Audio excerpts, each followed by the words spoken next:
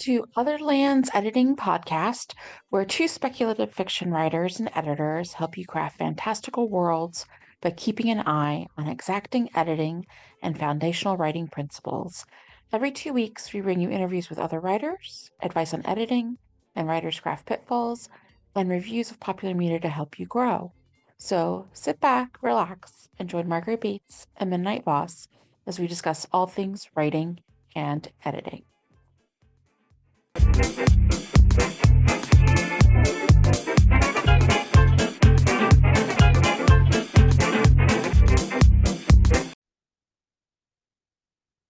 Hi, this is Margaret Bates, and I'm here with Midnight Boss. And we're coming to you with another episode, a little mini-sode of the Other Lands Editing Podcast. And today we're talking about writing holiday stories and how to approach that, or ways you could think about approaching that. And I think the first thing people would ask is, okay, but why would I want to write a novel or a novella or a project based around a holiday? What are some reasons you might want to do that, Midnight? I'm going to start with some of the businessy business reasons, but I'm not as detailed about them, so you can fill in as you go. One of the reasons that people will do that is so that they will have stories ready to go that they can use for other things. Primarily, I think sometimes people will do a holiday story from a universe that they've already created and published books for as a giveaway for their newsletter. On websites for authors, you will see get a free book, and then you click in and it's like join my newsletter. And once you go to the newsletter, then you get whatever they have available for what they've created, like a novella or something. And that's one reason is that Yeah, people yeah, can try it exactly. out. The other way, and this is connected, and maybe you can explain this term a little bit more, is treating it as a loss leader of creating something that people could get cheaply or easily during high interest times so that they can try you out as an author, and that would be a connected way. Could you talk a little bit more about that? Yeah. And so in marketing, there's this idea essentially of a funnel and that you draw in potential recurring or long-term clients by having something that they want to try and it's low risk to them, low cost, or there's incentive and the reason it's a funnel is not everybody who gets even swept in at that level is gonna want to become a true reader or a true fan. So it winnows down, but it starts when you have something that can be theoretically widely attractive to people that people feel they can take a chance on. And maybe I'm not necessarily as a reader in the market for a new, let's say, urban fantasy or paranormal author. But you've got this story that ties into Halloween or Samhain or something. And I'm super in my Halloween reading mood because it's the middle of September and I want to get into that. And you're like, it's a novella or a novel, and I've put it on discount on Kindle. But I think people who are looking to try any story that might be Halloween or Valentine's Day or Christmas or Hanukkah, and they're like, well, I've read my usual slate of authors. I'm going to try this one because at least I know it'll be based around a holiday, more or less that I'm familiar with. And I think that's part of the loss leader incentive there is that maybe they don't necessarily know you or want to try you yet, but they want to try the premise and then they become a fan of yours theoretically because they like how you write and run with that premise. Yeah, I think that if I had read a holiday book and I liked the way that they wrote and they had some stories that had a lot more meat to them, then I would be, yeah, ready to go for that. Because when you're trying new authors, you don't know how well you're going to vibe with how they create the characters. But if they can make it work in a novella, that's something. Another thing to the funnel is basically there are a lot of levels to it that I'm not going to get into now because we don't have a visual, but that catching the awareness, there are a lot of ways that you can do that if you're writing to trend. And that's one of the reasons people put up the tropes. It's not the best way to write, but it is a good way to market.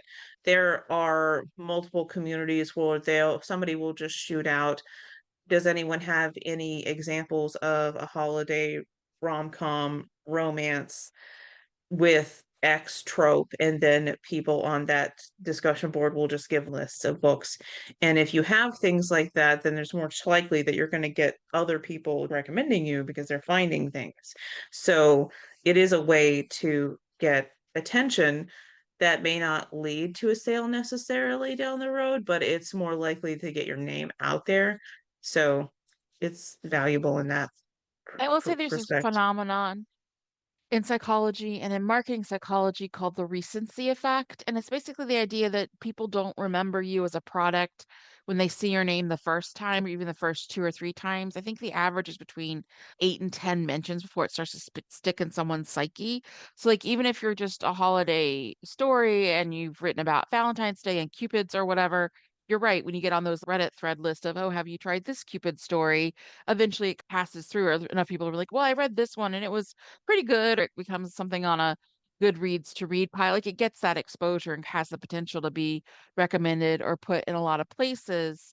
So you end up with maybe someone saw you once or twice wrecked, but eventually it snowballs enough theoretically that you become someone who gets on some of those lists of like, well, here's a list of the holiday blah blah blahs, and you're like, oh, I've seen this 6 times, I might as well try it. So it is that Yeah. mix of being something that's a trend or popular or like a time of year where there's a trope out there that's popular, but also that just people see it mentioned a lot. That recency effect is potentially helpful. I think you mentioned we were talking about the pre-show notes that there could be the reverse effect, especially if it is something that is very specifically written as like a tie-in, maybe as an epilogue to some of your other stories, or you already finished that particular struggle and the main narrative for the characters, and so they're just having a fun Valentine's Day adventure or Arbor Day adventure. I'm pretty sure no one writes Arbor Day fiction, but you could start or, My tree whatever. shifter romance. You never know. But when you have that, there is that flip side of maybe it's so insular that it's almost more of a Yeah. reward for people on your mailing list. Not a loss leader, but a love letter to your fans, I guess. At that point, you sort of decide, is this going to be something that's a novella that's a giveaway to my readers or might be added into a subsequent edition of the book, or is it going to be something that stands alone? That's something that you decide up top as you're creating it. Because when you're writing something that's a continuation from other characters, you do it in a different way than you would if it were a standalone. I think Exactly. another thing that we have to mention here is that you're also, when you're creating your standalone books and series, as well as these little holiday stories, you're always building a back catalog for people to get into. And having those additional avenues for people to look at your page and say there are multiple things that this person has finished gives a little bit more credibility to you and also gives them something to plow through if they're looking for that. So it's not bad to have additional books there that they could take a look at. Yeah, and I think going back to like purpose, if you've decided, okay, this time I'm writing this novel or novella. I keep saying novella because I think it's easier to tie in to a holiday if it's a little bit shorter. And also sometimes since those can be less plot heavy and more character driven, it's a little easier to put in a novella than 80,000 words. But whatever work you're doing as a holiday tie-in, basically, I think that if you've decided in advance to go that I want this to be for the fans, I want this to be like if you're writing a romance, not everything we recommend is or talk about is, but from my experience, if you're like, okay, this is the main couple, they already got together, but this is just a look at their first Halloween together or whatever, I think when you do that, you allow yourself to have more fun with it because you're usually going to be lower stakes. You're going to be set at more like holiday. No one's in a life or death situation. If you write a lot of urban fantasy, maybe this is kind of the version, if you decide to go that way, that's kind of their wacky side adventures where maybe there's some stuff going on, but it's not like apocalypse prophecy into the world tier that you write in the main series line, so to speak. So I think it allows you to play with ideas or things that maybe you want to play with and have that fun with it, but you don't like necessarily let yourself, or it's stuff that would be almost like a cut scene because it doesn't quite fit in a full novel. For example, maybe you really wanted your two characters to spend the day, as silly as it sounds, like at a hayride place where they get the apple cider and they buy a pumpkin and it's the coffee shop AU of your own main fiction. So it gives you that sort of fun ability to play with lower stakes too, if that's the route you go with these kind of holiday stories, which I think can be really fun for people because, like, sometimes I feel like there's a lot of pressure on yourself when you're creating a mainline story, or often, especially since I come from urban fantasy a lot, like a series. But if you have that chance to be like, I can explore the characters in these shorter novellas, short stories, tie-ins, things that I put on my mailing list for my readers, then it gives you a chance to explore characters more. Not that you don't mainline, but I'm just saying it gives you a chance to do things Yeah. that are slower beats, I think. It's just different when, okay, so like when you're in a mainline story, you have certain beats that you have to hit within a certain amount of time. You have to keep the pacing up. So it can be freeing of, I think we mentioned this as fan fiction for your own story, where Yeah. you finally get to do those things where you take those extended beats, those extended interstitials that you talk about sometimes. Um, it allows you to say what would happen if I put them in this situation or this situation. And it's just sort of fun. And I've experienced that in a way as I've been working on an intense project. You hit a level when you get to know characters really well, where you just want to like play with them and do things with them. And you can't do that in the regular story because if they're off supposed to be fighting a dragon, and they take a long moment to just hang out and have cocoa. That scene also has to do work within the main narrative. So you can't just have them stop and have cocoa for no reason. But you can if you write a holiday story related to it. Or conversely, if you did have a Coco scene, you're like, this doesn't work, but I love it. It could be something you cut and put as like a thing in your mailing list. Here's my 5,000 word short story about them getting cocoa, but and then it's seasonal, but it That's didn't true. fit in the main book. So Of that's something also that part of it. technically happened in the timeline, but we didn't see it yet. Yeah, I think that's fun. But I think it's also like if you get excited about writing something, okay, this is a little different than something that has to have the plot and structure of a full novel with a lot of stakes, but this is kind of the coffee shop, the fluffy fanfic version of my own fiction. It lets you not just experiment, but do something that you could be very excited about in even a silly or fluffy way. And I think that, especially if it's for people who are already on your mailing list, who are already fans of the property, that it gives that sort of if you feel joy while you're writing and you're excited about it, then I think that it also goes that the people who are reading it are going to feel that by proxy. When things are written with a lot of joy or enthusiasm, then it shows in the writing and it carries over to people reading it. I think that's a rewarding experience for everybody. So I think that's part of it too, is it gives you a chance to play with things you maybe never get to do before. Like maybe you just really want to do the snowed in trope, but you just haven't had a reason to work it in yet. But now you can because, they've gone away for a ski trip at Valentine's Day and oopsie doodle, now they got to huddle together for body warmth, with people like. But in reality, when you're stuck in an ice storm and you're wearing 8 layers of clothes and the water doesn't work because the pipes froze 4 days ago, it's not actually as sexy as it sounds because mostly you're thinking I'm cold, but people do like Yes. that trope. So we have survived a snow in an ice storm before in Texas of all places, and it was not super romantic, but it was super cold.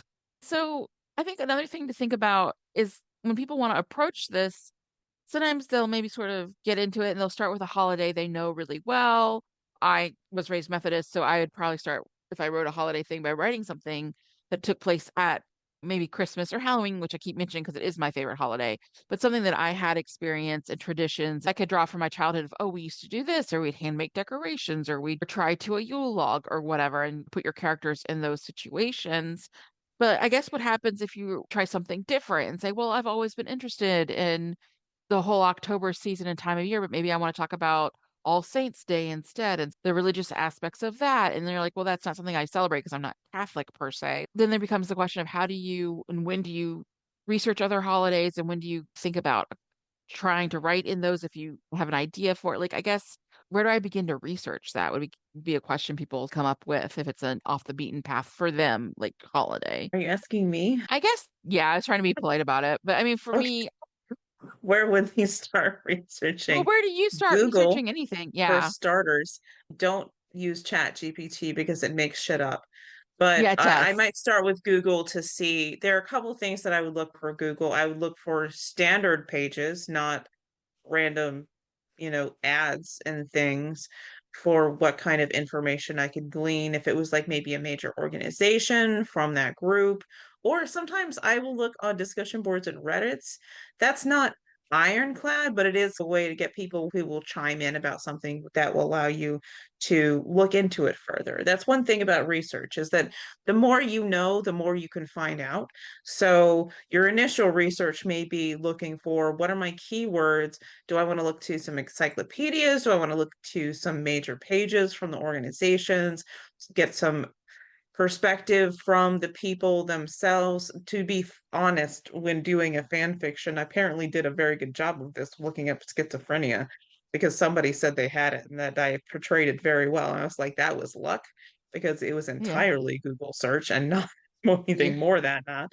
That's where you would probably start. Since I have access to universities, I might piddle around in the databases and see what I can get my hands on. The same. Um, I have library access for university level libraries, but I do think that eventually going to a library, you may not need a journal article on the history of Christmas or like the history yeah, of St. Patrick's Day, but maybe you do. But I think also going there and reading books that are sources.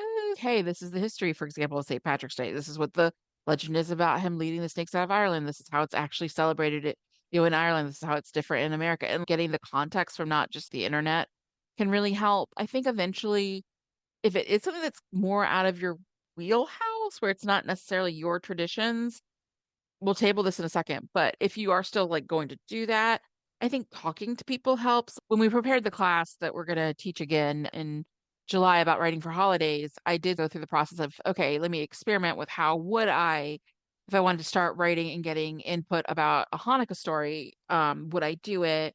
And part of that was reading from Tumblr. I know that sounds dumb, but there's a lot of writing with color. There's a lot of writing from different experiences. There are Jewish authors on yeah, Tumblr who are doing own voices and explaining their traditions and how things are changed or how Christians don't understand this or that about feast holidays, etc.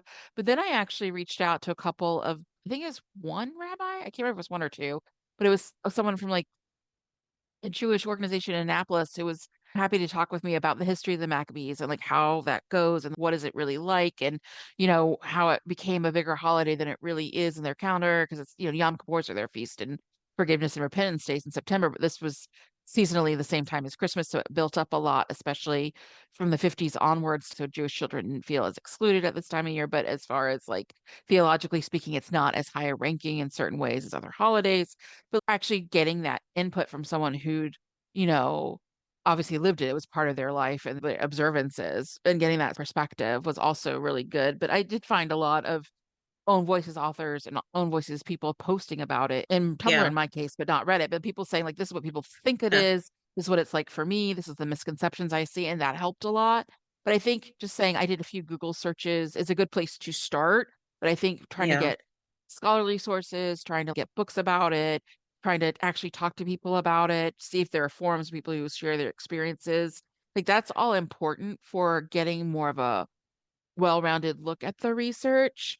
Although it does, again, bring me to that point I was tabling of then the question becomes like, okay, so I've done 30 days of or whatever, or 6 months of research on I really want to write a Kwanzaa story or a Hanukkah story, but is that my place to really do that? Are their own voices authors already out there writing that from their personal experience, and are they trying to like break into the market or get attention for the story that's really literally based on their own experiences? So I think there's also that balance of whose story is Yeah. it?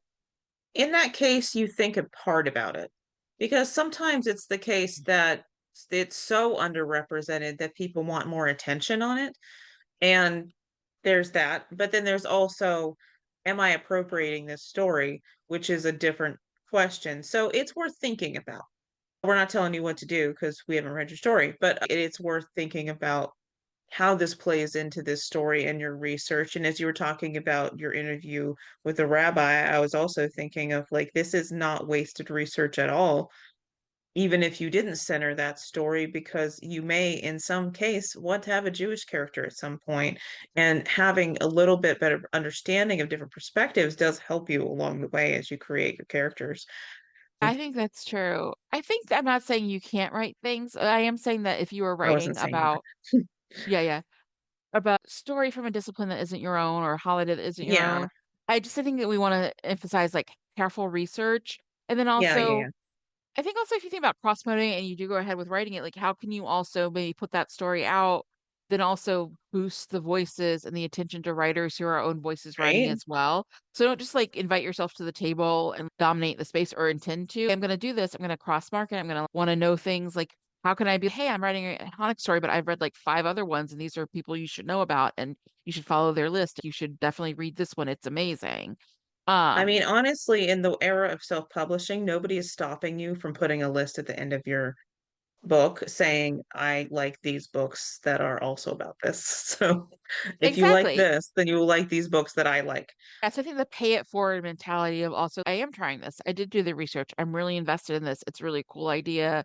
I've talked to a lot of people or gone to forums, etc. But oh, I'm also going to pay it forward and say, I read these three stories that helped inspire me to want to write my own.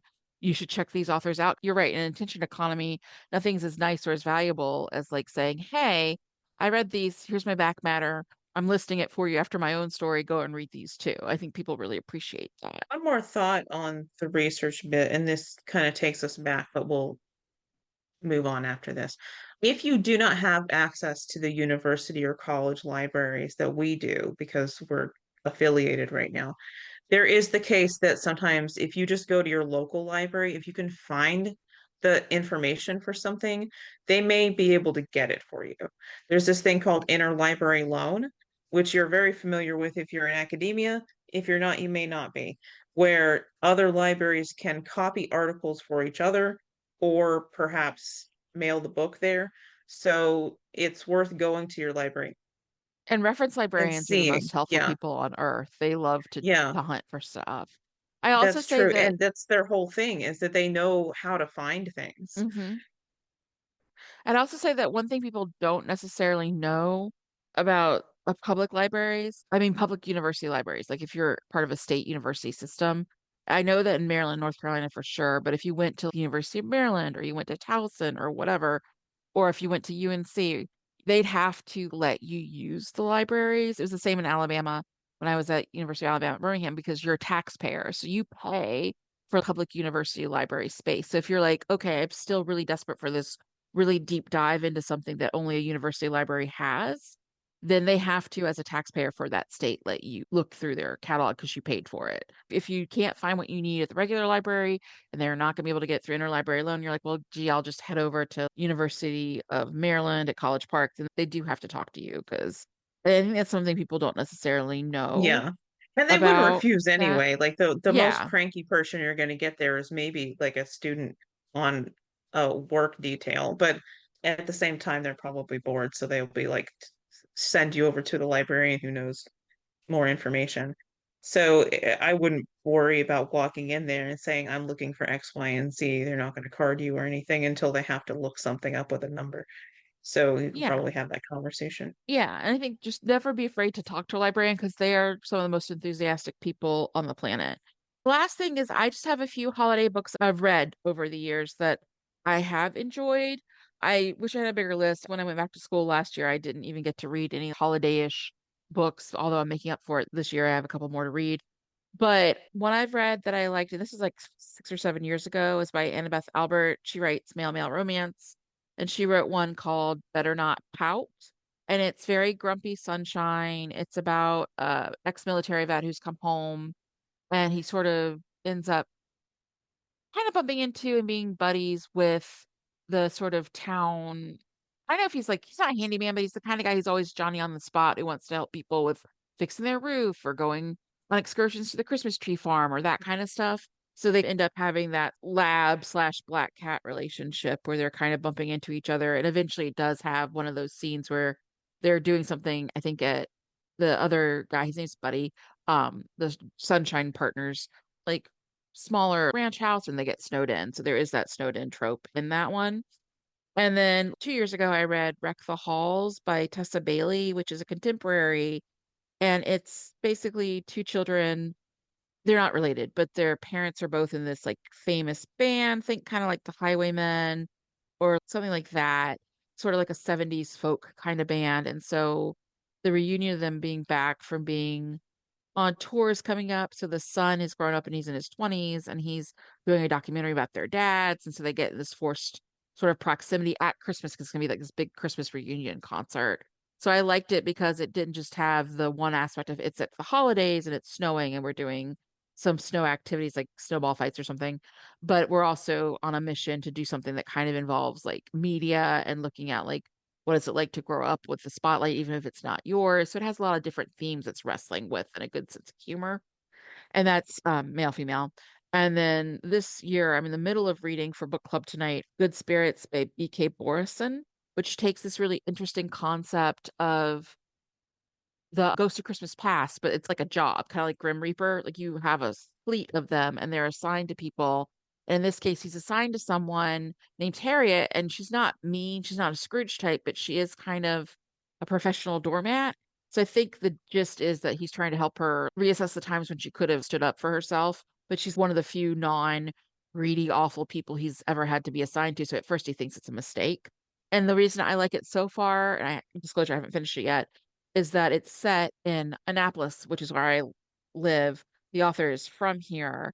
So I think she does a good job, Borson, of putting in the setting and the atmosphere of being in Annapolis because it's a very historic town. It's like 400 years old. It's a tourist town. Yeah, you have people who literally go around and try corner hats giving tours. It's that kind of town. It's like Williamsburg sort of thing. So like she's very good at already weaving in the things that feel very Annapolitan and very specific. So I think it's a good story to read if you also want to see how someone weaves in the scenery and the setting and makes it count.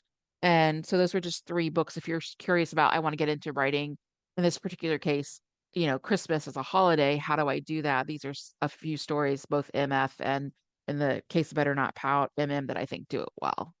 My recommendation will be Mangoes and Mistletoe. It is a little holiday novella from Adriana Herrera. This is our sapphic recommendation, or at least mine. And it's another Christmas one with grumpy sunshine, and there's only one bed. And it's one of those things where one of the reasons people will write these is because there are so many holiday rom-coms going on at this time of the year, and you don't necessarily see yourself reflected in them. I think this speaks to that. I don't know if that was her ideology as she was going forth, or she just thought it would be fun. But its concept is that you have this up and coming pastry chef and a home cooking person, and they're in Scotland for this holiday baking challenge, and they get paired up together, and then they have to stay in the same room.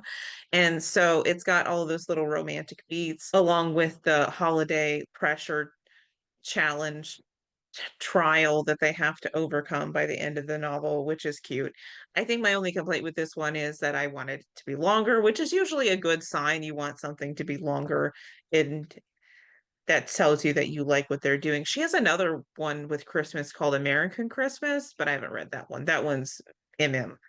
So that one's my recommendation. So there's a few right there, four to get you started with seeing how at least people in different types of ships and different concepts around Christmas do a holiday story, and even the difference between looking at if you want to study a novella versus actual novel length works. And then I'm sure there's so many at other holidays and other times of the year to look at, but those are our sort of four that we've read that we know we enjoyed or enjoyed to an extent for the Christmas festive season.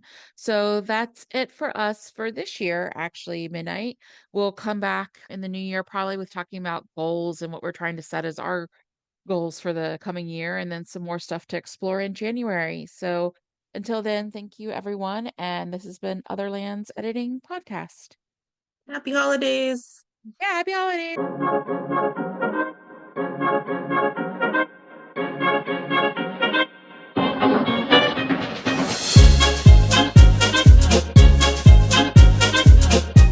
Thank you for joining the Otherlands Editing Podcast.